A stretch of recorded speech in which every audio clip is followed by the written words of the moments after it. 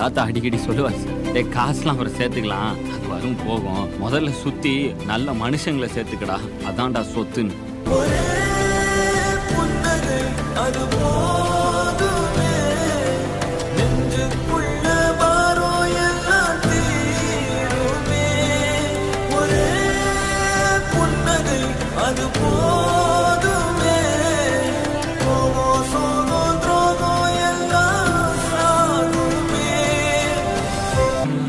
சேர்த்து வச்ச சொத்து சோகம் எத்தனை நாள் கூட வரும், எதுவும் இல்ல உலகத்துல நிரந்தரமா.